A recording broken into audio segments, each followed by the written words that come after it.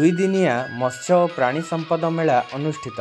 नुआपड़ा जिला सदर block police पड़िया ठारे दुई दिनिया मत्स्य और प्राणी संपद मेला अनुष्ठित हो जाइछि। जिला मत्स्य और प्राणी संपद विभाग आनुकूल्य रे आयोजित एही मेला रे नुआपड़ा जिलापाल मधुसूदन दास अध्यक्षता करथिले। उद्घाटनी उत्सव रे मुख्य अतिथि भाव में नुआपड़ा विधायक राजेंद्र ढोलकिया, सम्मानित अतिथि भाव जिला परिषद अध्यक्षा डली माझी, उपाध्यक्षा दीपिका दीप, नुआपड़ा पंचायत समिति अध्यक्षा तारेश्वरी साहू, खरिया रोड एनएससी अध्यक्षा सोनिया गोल्डी अग्रवाल, कलाहांडी सांसद प्रतिनिधि प्रेम कुमार अग्रवाल प्रमुख मंचासीन थिले।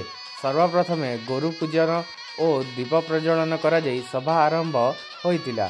जिला मुख्य मत्स्य और प्राणी संपद अधिकारी आलोक कुमार नायक स्वागत भाषण देई एही मेलार उद्देश्य ज्ञापन करथिले। एही अवसर रे जिल्ला रे मत्स्य और प्राणी संपद मेला क्षेत्र रे उल्लेखनीय सफलता पाई विभिन्न एसएचजी महिला मानंकु मंचरे प्रोत्साहन राशि, उपढोकन और मानपत्र देई संबर्धना करा जायतिला। जिला मत्स्य अधिकारी विजन साहू धन्यवाद प्रदान करथिले। परे सांस्कृतिक कार्य माध्यम रे चाषी मानंकु सचेतनता करा जायतिला। 20टी स्टॉल रे मत्स्य प्राणी धनर उत्कृष्ट जीवन नमूना प्रदर्शित होइतिला। जिल्लार 500 मत्स्य और प्राणी संपदर जड़ित चाषी एही मेला रे उपस्थित थिले। ठीक सेहीपरि एही मेलार उद्यापनी उत्सव रे जिला मुख्य प्राणी चिकित्सा अधिकारी डॉक्टर आलोक कुमार नायक अध्यक्षता करथिले। मुख्य अतिथि भाव में नुआपड़ा जिलापाल मधुसूदन दास, सम्मानित अतिथि भाव में अतिरिक्त जिलापाल भीमसेन सबर, उपजिलापाल जोगेंद्र माझी, कुमना ब्लॉक अध्यक्षा अनुसुया कुंभार, खरियार ब्लॉक अध्यक्षा पुष्पांजलि नंद, नुआपड़ा एनएससी अध्यक्ष मोहम्मद आदम प्रमुख मंचासीन थिले। एही अवसर रे राज्य मत्स्य और प्राणी संपद एवं अणु क्षुद्र और मध्यम उद्योग विभाग मंत्री गोकुलानंद मल्लिक वीडियो वार्ता माध्यम रे उपस्थित चाषी और प्राणी पालकों संबोधित करथिले।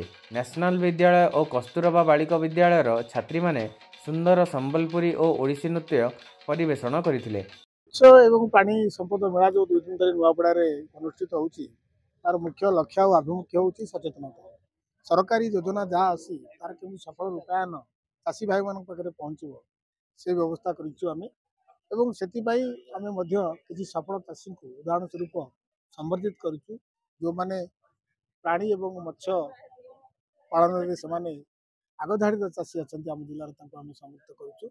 संबर्धना केवल उत्साह प्रदान कर उत्साह प्रदान टिक साधारणतः भाव आवश्यकता अच्छी सहित पृष्ठपोषकतार भी आवश्यकता अच्छी। सरकार सफल चाषी मान आगधाड़ी करने पृष्ठपोषकता जोगे दौरान आर्थिक सहायता दे प्रदान करी रिहाती दे जाको आम सब्सिडी कहूँ। तेणु आपंकर माध्यम आम नवेदन करूँ आम नुआपड़ार प्रिय चाषी मान सरकार जिते योजना अच्छी तार सफलता लाभ पाई आमको जोगाजोग करूँ एवं जदि जिला सदर महकुमा को आसी पार ना ब्लॉक स्तरीय जो माने अधिकारी मान अच्छा मंडल उन्नयन अधिकारी, मत्स्य संप्रसारण अधिकारी आपणकर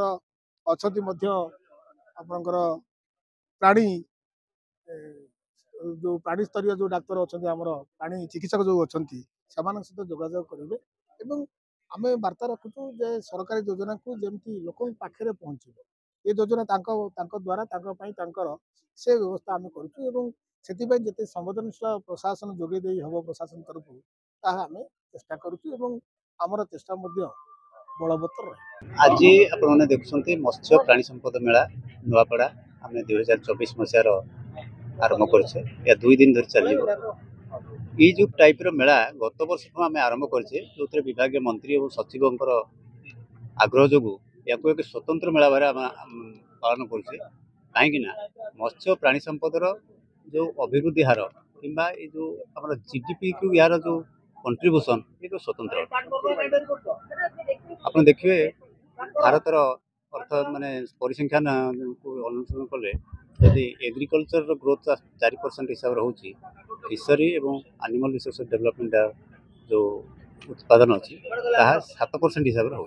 तेणु ये दुटा विभाग को गोटे स्वतंत्र फोकस देगी ये प्लाटफर्म रे चाषी माने को अधिक रु अधिका विभाग रे सामिल हो रोजगार बढ़ाया संगे संगे प्रत्यक्ष परोक्ष निजुक्ति सृष्टि कर जो संभावना अच्छी या प्रचार प्रसार करने मेलार ଆୟୋଜନ କରାଯାଇଛି।